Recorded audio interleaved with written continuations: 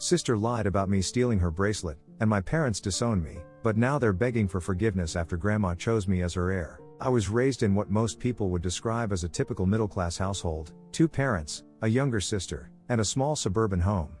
To outsiders, we seemed like a picture-perfect family. But anyone close to us would tell you there was always tension between my parents and me. The reason was simple: they adored my younger sister, Emma, and I was always the afterthought. But that wasn't always the case. I remember when we were kids, my parents were very loving and caring to both Emma and me. They showered us with affection, and why wouldn't they? We were a pretty smart pair, excelling at whatever came our way.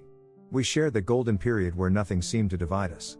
We were both enrolled in piano lessons, art classes, and gymnastics, and our parents were equally proud of us. I never felt any tension back then, no subtle preference for one of us over the other. But things changed when I hit 6th grade. It started with just one test. It wasn't even a particularly important one, but I got a bad grade. The first bad grade of my life, but it was enough for my parents to begin seeing me differently. I could tell something had shifted when my mother wouldn't look at me the same way she did Emma when she brought home another perfect score. The compliments they had once given me started to feel obligatory, while Emma's successes were celebrated with genuine pride. Suddenly, I was the loose string that could come undone at any moment, and Emma was the one who could do no wrong. At first, I thought it was just a phase. Maybe I was being too sensitive. But it became impossible to ignore. If I made a mistake, no matter how small, it was held against me. If Emma made a mistake, it was brushed off, or worse, excused. "She's just having an off day," my father would say, while for me it was always, "Why can't you be more like Emma?" That phrase haunted me throughout my teenage years. As we grew older, Emma blossomed into everything my parents had ever wanted in a daughter. She was smart, popular, and outgoing. She was the class president, the homecoming queen, the girl everyone liked. I, on the other hand, became more introverted. I kept to myself, studied hard, and excelled in my own way, but it was never enough to compete with Emma. And soon enough, I stopped trying. By the time we were in high school, the differences in how we were treated had become glaringly obvious. Emma always got new clothes, her own car, and all the attention. When she needed help with homework, our parents would sit with her for hours, making sure she understood every detail. If I asked for help, it was either too late in the evening, or they'd brush me off, telling me to figure it out on my own. They had started treating me like an adult while coddling Emma like a princess. I learned early that if I wanted something, I'd have to work for it, while Emma had everything handed to her on a silver platter. Despite the imbalance in treatment, I tried to keep a relationship with Emma. After all, she was my sister, and I loved her. But it became harder and harder to ignore her growing sense of entitlement. She seemed to revel in the attention, knowing she could get away with anything. It wasn't just my parents who adored her, our friends, teachers, and even strangers were captivated by her charm. She was the golden girl, and I was the shadow in the background. I began to wonder if anyone really saw me for who I was or if I was just Emma's sister. The turning point came one summer after I graduated from high school. I had been accepted to a decent college on a partial scholarship, and I was excited to finally get out of the house and start fresh. I thought maybe, with some distance, my relationship with my parents would improve and that they would finally miss me when I was gone. I thought wrong. It was around this time that Emma started dating a boy named Jake, the star quarterback of our high school football team. He was handsome, popular, and came from a wealthy family. My parents loved him, of course. They treated him like the son they never had. Every weekend, Jake was over at our house, and my parents would cook elaborate dinners just to impress him. It was clear they were already envisioning a future where Emma and Jake would get married, settle down, and give them the perfect grandchildren. Meanwhile, I was struggling to get through my first semester of college, working part-time to cover the costs my scholarship didn't. I would come home on breaks, exhausted, and all I'd hear about was Emma and Jake's latest outing or how well Emma was doing in her classes. No one asked about me or how I was managing. And to top that all off, they would also make snarky remarks like, "Why couldn't I find someone like Jake?" Then came the accusation that would shatter what was left of our family dynamic. One weekend, during a break from college, I came home for a visit. Everything seemed normal until Emma's new bracelet, a gold charm bracelet Jake had given her, went missing. It was an expensive piece, and Emma was distraught. My parents went into full panic mode, tearing the house apart to look for it. When they couldn't find it, Emma suggested that maybe I had taken it. At first, I thought she was joking. But she wasn't. She said she had seen me admiring the bracelet the night before and implied that I might have taken it out of jealousy. I was furious. I hadn't touched her bracelet. I hadn't even thought twice about it. But my parents didn't hesitate. They believed her without question. I protested, of course. I swore I hadn't taken anything. But my parents wouldn't listen. They were convinced I had stolen it out of spite. My father even said something along the lines of, "We always knew you were jealous of Emma." That hurt more than anything they had ever said before. It was like all those years of trying to win their approval, of trying to be a good daughter, had meant nothing. They gave me an ultimatum: return the bracelet or leave the house. I couldn't believe what I was hearing. I had no proof of my innocence, just my word, but that wasn't enough for them. They had already made up their minds. So, I left. I packed my bags, walked out the door, and didn't look back. I cut all ties with them. I didn't have a choice. I couldn't stay in a house where I was treated like a criminal for something I didn't do. I found a friend to stay with until I could get back on my feet, and that was the last time I spoke to my parents for years. In the years that followed, I struggled. Without my family's support, I had to figure everything out on my own. I juggled school and work, barely scraping by. There were days when I thought I wouldn't make it, but I did. I graduated, found a decent job, and slowly started building a life for myself. Meanwhile, I heard through mutual friends that Emma was thriving. She and Jake were still together, and she had landed a cushy job at some marketing firm my father had helped her get into. It seemed like nothing had changed for them. They were still the perfect family, minus me. 5 years passed before I heard from my family again. I had to build my life from ground zero.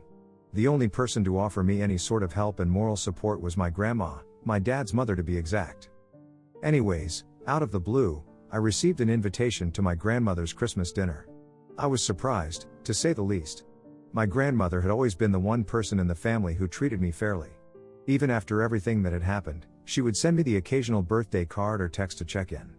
But she never brought up my parents or tried to convince me to reconcile with them. So, when I got the invitation, I wasn't sure if I wanted to go. But something inside me told me I should. When I arrived at the dinner, it felt like stepping into a time capsule. My parents, Emma, and even Jake were there, along with a few other relatives. The tension was palpable. My parents greeted me stiffly, and Emma acted like nothing had ever happened between us. It was as if they expected me to forget the past and play along with their perfect family act. The night was uncomfortable, but I got through it. Then, toward the end of the evening, my grandmother started handing out gifts. I wasn't expecting anything particularly significant. But when I opened the box, my heart nearly stopped. Inside the box was an old family heirloom, a gold locket, something that had been passed down for generations. It wasn't just any piece of jewelry. Whoever inherited this locket was considered the rightful heir to the family's assets. Grandma had received it from her father, and now, she was passing it directly to me, skipping over her son, my father, and all the other grandchildren, including Emma. It was a symbol of more than just tradition. It meant that one day, everything my grandparents owned, their house, their land, their savings, would be mine. I could see my parents' faces go pale when they realized what had just happened. Emma, who had always been the golden child, sat there in stunned silence. My parents quickly shifted gears, trying to hide their shock with forced smiles, but I could feel the tension in the room. The rest of the dinner was awkward, and soon after, my parents pulled me aside. Suddenly, they were apologetic, as if all those years of neglect and unfair treatment could be washed away with a few kind words. They brought up how Emma might be getting married soon and how they wanted me to be part of the family again, for her sake. But I knew better. This wasn't about family or love. This was about money. The heirloom had always been a big deal in our family, and now that I had it, they knew I would be the one inheriting everything that came with it. They weren't concerned about fixing the relationship because they cared about me, they were worried about what they stood to lose. My father even said, in a tone that felt more like a warning than an offer, that they were willing to forgive me for everything and start fresh. It was as if they had forgotten who had wronged who in the first place. Other relatives chimed in too, urging me to be reasonable. They kept saying that family is everything and that I should be connected with them, no matter what had happened in the past. I could almost hear the cliches lining up: sharing is caring. Blood is thicker than water, and you don't want to be alone. Now, even though it's very clear what I should and should not do, all this pressure has got me overthinking this whole scenario. Did I want to be a part of this family again, knowing they only valued me because of what I now possessed? Could I forgive them, knowing that their sudden interest in me was born out of self-interest? Do you guys have any suggestions on this? If yes, I could really use some. Update 1. After the Christmas party, I went back to my apartment feeling overwhelmed. It was hard to process everything that had happened. I tried to avoid my parents and relatives as much as possible for the rest of the evening, but their attempts to get close to me were relentless. My parents kept throwing guilty glances my way, and Emma wouldn't stop smiling at me as if we were suddenly best friends. But I knew their intentions were less about family and more about the family assets that were now tied to the heirloom I had been given.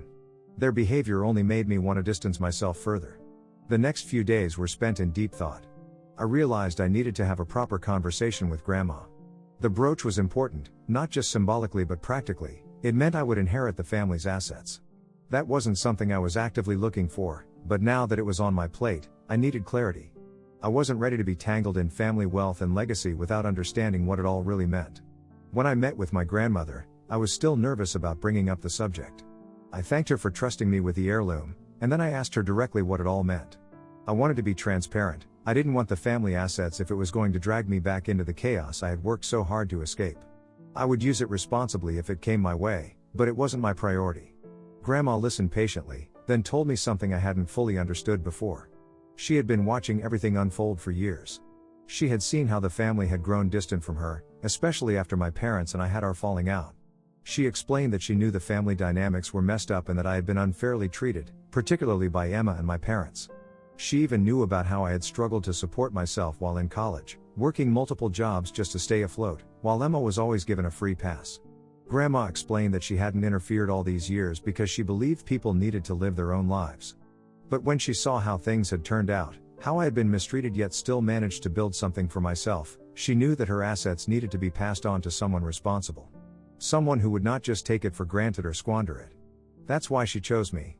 She had already made a will, and my name was on it. I was surprised by her honesty. It wasn't just about the heirloom anymore, it was about trust. Grandma believed I would handle everything with care, and that responsibility felt both heavy and important. She assured me that this wasn't about rewarding me for what I had gone through but about placing the family's future in hands she knew would do right by it. And as much as it felt strange to suddenly be the one in this position, I couldn't help but feel a sense of validation. All those years of being the forgotten daughter suddenly didn't matter. Grandma had seen the truth, and that meant more than anything. However, even though this cleared up a lot, it also complicated things. The inheritance was still a looming presence, and I knew my parents and Emma were going to try everything they could to weasel their way back in. Now that they knew what was at stake, they weren't going to let it go easily. Update 2. Hello, Reddit people. I'm back with an update, and things have gone from bad to worse. If you've been following along, you know my family situation is a mess, but I thought going back to school would give me some peace. I was wrong. So much has happened, and honestly, I need to vent about it before I lose my mind. After the Christmas disaster where my parents and Emma basically begged for the family inheritance, I returned to my apartment hoping to escape the chaos. For a few days, I managed to drown myself in work, just trying to distance myself from the constant calls and texts from my family. But, of course, that peace didn't last long. The constant messages didn't stop, not just from my parents and Emma, but from my extended family as well. Relatives who hadn't spoken to me in years suddenly felt it was their duty to mediate the situation. They were all parroting the same lines: family is everything. Don't let money tear you apart, and my favorite, you're being selfish. What made it worse was that these relatives didn't even know the full story. They weren't around when my parents disowned me, or when I had to scrape together money for rent and food during college while Emma was living her perfect life with everything handed to her. They didn't care about the years of being neglected, they only cared about what they had heard from my parents, who were now conveniently playing the victims. I felt like I was being suffocated by their opinions. I thought I could just ignore it all and focus on my job, but then things took a shocking turn. One afternoon, completely out of the blue, my parents and Emma showed up at my apartment. Yes, you read that right, they came uninvited to my place. It was like they were on a mission, and that mission was to force me into some kind of reconciliation, on their terms, of course. They were banging on the door, calling my name, and I could hear my mom crying from the hallway. I froze. My friend, who had been staying with me for a few months, looked terrified, and I had no idea what to do. When I opened the door, my parents started pleading with me right there in front of my friend. My mom was sobbing, saying how they couldn't lose me and how we needed to fix this. My dad kept saying they were willing to forgive me for everything as if I was the one who had done something wrong. Meanwhile, Emma stood there with her fake concerned look, but I could see right through her. She was less interested in reconciliation and more worried about what would happen if I didn't agree to share the inheritance. I tried to keep things quiet, whispering to them that this wasn't the place or time to have this conversation, but they weren't listening. My mom practically pushed past me, trying to get into the apartment, while my dad stood in the doorway, refusing to leave. They kept talking over me, saying how Emma would get married soon, and how the family needed to be whole again before that happened. They made it sound like I was the one tearing the family apart, all while trying to force me into agreeing to give up part of the future inheritance that, mind you, I don't even officially have yet. The whole scene was humiliating. My neighbors started coming out of their rooms, watching the chaos unfold. I was trying my best to handle it quietly, but the longer they stayed, the louder they got. My mom was on her knees, begging me to forgive them, while Emma stood there looking smug like she knew they'd wear me down eventually. I was trapped, and I had no idea what to do. I tried telling them to leave, but they weren't budging. Finally, after what felt like hours of pleading, I couldn't take it anymore. I called the security, who thankfully arrived quickly. They were polite at first, asking my parents to leave, but my parents refused. That's when security had to get firm, telling them if they didn't leave, they'd be forced to call the cops. It was embarrassing on a whole new level. My parents finally backed down, but not before my mom dramatically said I was abandoning my family in front of everyone. As if that wasn't enough, Emma took it a step further. After leaving, she sent a mass text to several of my friends, telling them that I had abandoned her and my parents.